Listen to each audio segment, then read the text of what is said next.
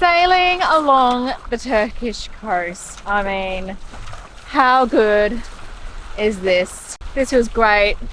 I'm enjoying it while we can because these conditions I think are going to be quite rare here in the Med. We're on a beam breach. We've got about 15 knots on the beam. Perfect sailing conditions. Generally speaking, we're either going to be downwind, which is fine, or feeding into it, because our course this year or this season is going to essentially be going north-south, and at the moment we just happen to be doing a little bit of which direction we're going in? We're going west, enjoying the northerlies while they're actually on the beam for once. Sails look great, boats handling great. Yeah, settle down for a nice cup of tea, I think. Okay, quite breezy.